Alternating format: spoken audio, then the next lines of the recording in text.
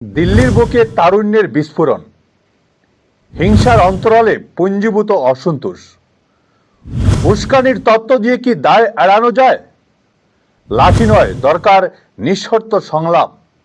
নমস্কার, আপনারা দেখছেন ঈশান বাংলা পয়েন্ট ব্ল্যাঙ্ক। আপনাদের সঙ্গে রয়েছে আমি সিদ্ধার্থ। দিল্লির বুকে তরুণদের এই বিশাল বিক্ষোভ নিয়ে এখন চারদিকে নানা কথাই শোনা যাচ্ছে। সরকারের বড় বড় মন্ত্রী ও গোয়েন্দারা ঘুণাক করেও টের পাননি যে দেশের যুব সমাজ ভেতরে ভেতরে এত বেশি ক্ষুব্ধ হয়ে আছে। যখন সংসদ অধিবেশন শুরু হলো, ঠিক তখনই হঠাৎ করে হাজার হাজার তরুণ এসে সংসদের সামনে হাজির হলো। তাদের একটাই কথা, তারা কোনো বিচার পাচ্ছে না এবং তাদের পিঠ দেওয়ালে ঠেকে গেছে। এর আগেও কৃষক আন্দোলন বা বহু বছর আগের আন্না হাজারের অনশন মানুষ দেখেছেন, কিন্তু এত কম বয়সী তরুণদের এমন জটলা ও তীব্র রাগ এর আগে দেশ কখনো দেখেনি। তবে এই আন্দোলন নিয়ে এখন নতুন এক বিতর্ক শুরু হয়েছে। সরকারি দল ও দেশের অনেক সংবাদ মাধ্যম দাবি করছে এই তরুণদের পেছনে নাকি বিরোধীদের হাত আছে এবং কিছু দেশবিরোধী লোক তাদের উস্কে দিচ্ছে। এমনও বলা হচ্ছে আন্দোলনকারীরা রাস্তায় গাড়ি ভাঙচুর করেছে এবং পুলিশের উপর ইট পাটকেল মেরেছে।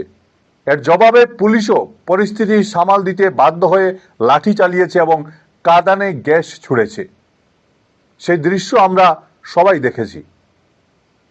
কিন্তু একটু ঠান্ডা মাথায় ভাবলে এটা পরিষ্কার বোঝা যায় যে শুধু বিরোধীদের উপর দোষ চাপিয়ে বা তাদের দিকে আঙুল তুলে আসল সমস্যা কখনো ধামাচাপা দেওয়া যায় না।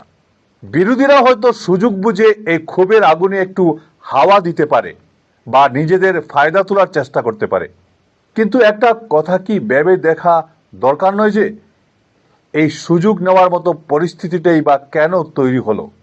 শুকনো কাঠ বা বারুদ যদি আগে থেকেই না জমে থাকে তবে তাতে তো আর আগুন ধরানো যায় না। সমাজে যদি বেকারত্ব, কষ্ট, বঞ্চনা আর ক্ষোভের সেই বারুদ স্তূপাকার হয়ে না থাকতো তবে বিরোধী দলগুলোর পক্ষে হুট করে হাজার হাজার তরুণকে রাজপথে নামিয়ে আনা কখনোই সম্ভব হতো না। সুতরাং বিরোধীদের উস্কানির কথা বলে নিজেদের দায়িত্ব এড়িয়ে যাওয়ার কোনো উপায় নেই।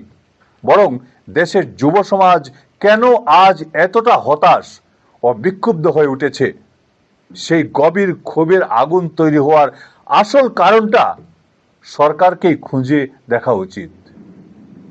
লাঠি দিয়ে, বন্দুক দেখিয়ে বা জোর করে মানুষের মুখ বন্ধ করে এই ক্ষোভ কোনোদিন কমানো যাবে না।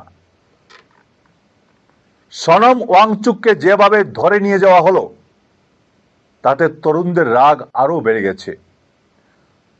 সরকার যদি ভেবে থাকে যে পুলিশ দিয়ে বা অন্য দলগুলোর সাথে আঁতাত করে পার পেয়ে যাবে তবে সেটা তাদের বড় ভুল হবে। তাই রাগারাগি বা শক্তি প্রয়োগ না করে সরকারের উচিত অবিলম্বে এই তরুণদের সামনে এসে কথা বলা এবং খোলা মনে আলোচনা বসা। কারণ বারুদের স্তূপে আগুন লাগার পর তা জোর করে নেভানো যায় না। তার জন্য দরকার সঠিক সময়ে সঠিক পদক্ষেপ নেওয়া। আজ ছিল এ পর্যন্তই। ভিডিও সম্পাদনায় আমার সঙ্গে ছিলেন বঙ্কিম সোনার। ভালো থাকবেন, সুস্থ থাকবেন। ধন্যবাদ।